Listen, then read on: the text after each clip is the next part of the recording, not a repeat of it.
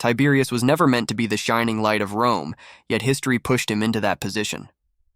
He was called the reluctant emperor, the saddest man in the empire, and the heir who did not wish to rule. His story begins on November 16th, 42nd BC, when he was born to Livia Drusilla and Tiberius Claudius, Nero.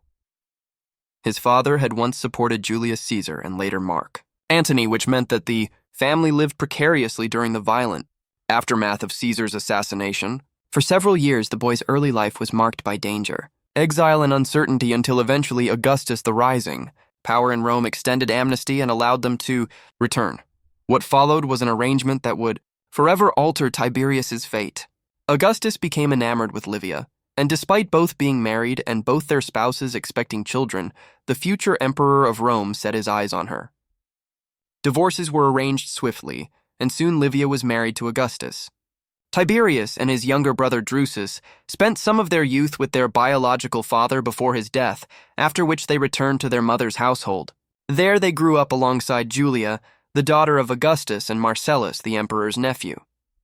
Augustus had not yet chosen a single heir, and so all of these children, including Tiberius, were considered possibilities. The young Tiberius was given the education and opportunities fitting a potential successor, but he remained different from many of his peers. He was reserved, melancholy, and slow of speech. He was not weak, yet he lacked charm and charisma. This shy and serious boy did not seem like the ideal heir to the greatest empire in the world. Still, Augustus kept him close.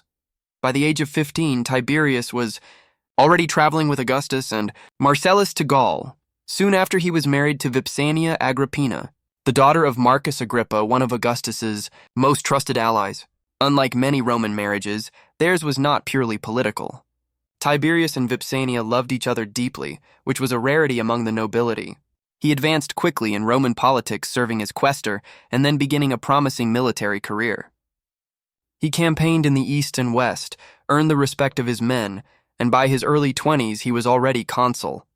With a loyal wife, a newborn son, a beloved brother, and a thriving career, Tiberius seemed content. But that happiness would not last. In 12 BC, Marcus Agrippa died. Augustus now needed a new husband for his widowed daughter Julia. He decided that Tiberius was the perfect choice. The problem was that Tiberius was already married and very much in love. Yet Augustus was emperor, and his word carried the weight of destiny. Just as Tiberius's father had once divorced Livia under pressure, so too was Tiberius forced to abandon Vipsania, though it broke his heart. He married Julia, a woman he neither respected nor loved. Soon after, tragedy struck again. Drusus, Tiberius's brother and closest companion, died from injuries after falling from his horse. Now Augustus turned more fully to Tiberius as his heir, but the man himself had lost nearly everything that made life worthwhile. His beloved wife was gone, his marriage to Julia was miserable, his brother was dead, and the joy of public service was overshadowed by grief. Julia's behavior only worsened matters. She was notoriously unfaithful, and their union became filled with bitterness. To distract himself, Tiberius threw himself into military campaigns where he excelled once more, bringing new territories under Roman control and earning high honors. Yet even victories on the battlefield could not soothe his despair. By 6 BC, Tiberius shocked Rome by announcing his withdrawal from public life. He left the capital voluntarily and went into exile on the island of Rhodes. Augustus pleaded with him to stay, but Tiberius refused. During these years of isolation, his gloom deepened. He grew more withdrawn, more bitter, and more suspicious. Augustus refused several times to allow him to return, which only hardened his resentment. The emperor still had other heirs in mind, particularly Lucius and Gaius, the grandsons of his beloved Agrippa. Only when both of them died in quick succession did Augustus finally recall Tiberius to Rome. With encouragement from Livia, Augustus adopted Tiberius in 4 AD, making him the official heir. In turn, Tiberius was required to adopt Germanicus, his nephew, ensuring a clear line of succession.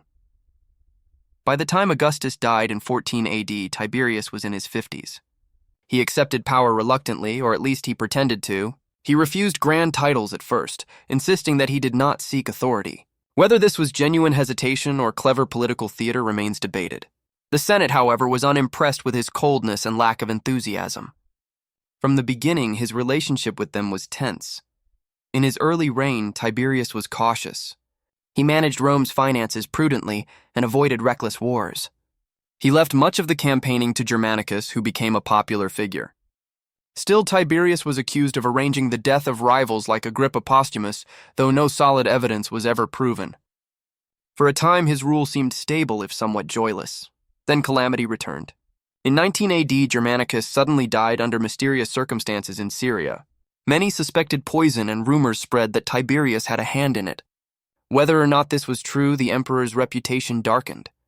4 years later, his own biological son Drusus died, again amid whispers of foul play. With both his chosen heirs gone, Tiberius grew increasingly isolated and distrustful.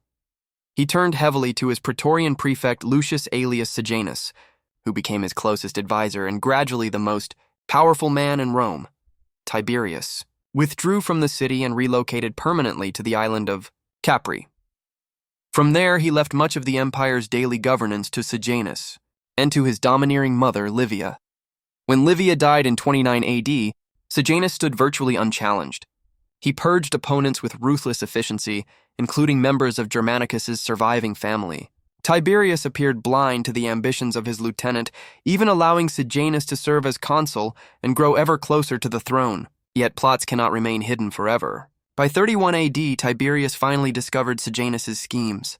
With the help of another commander named Macro, he exposed the prefect through a dramatic letter read before the Senate. The same senators who once feared Sejanus now condemned him to death. Executions swept through the city, wiping out his allies and supporters. Though Sejanus was eliminated, the purge poisoned Tiberius's reign. He became harsher, more suspicious, and more reclusive. Rome now saw him as a paranoid tyrant, ordering trials and deaths with little mercy. His absence from the capital and his brooding nature only fueled hatred among the people. By the final years of his life, Tiberius showed little interest even in naming a successor. Only 2 candidates remained, his grandson Gemellus and Germanicus's surviving son Gaius, better known by his childhood nickname Caligula. Tiberius reluctantly leaned toward Caligula, though he once described him as a viper nurtured at Rome's breast. In 37 AD, Tiberius fell gravely ill. Believing him dead, the Senate and the Praetorian Guard moved quickly to proclaim Caligula emperor. But Tiberius unexpectedly awoke. Ancient sources tell conflicting stories about what happened next. Some claim that Caligula refused to feed him, others that Macro suffocated the old man with his own bedclothes. Whatever the truth, Tiberius did not recover. At the age of 77, the reluctant emperor of Rome was gone. When news of his death spread, the people of Rome cheered, crying out to throw his body into the Tiber River, his will named. Both Caligula and Gemellus as heirs, but Caligula wasted no time discarding it. Backed by the Praetorian Guard, he seized sole power. Thus ended the life of Tiberius, a man who never truly wanted to rule yet bore the burden of empire for over 2 decades. He was cautious, capable, and often fair in governance, yet haunted by grief, suspicion, and gloom. His reign laid the groundwork for Rome's stability, but also its darker intrigues. His successor, Caligula, would prove far more notorious, and perhaps Tiberius was right to call him a viper. The story of Tiberius is not one of glory, but of melancholy. He reminds us that power does not always bring happiness, and that the crown of Rome could weigh heavy even on the strongest shoulders.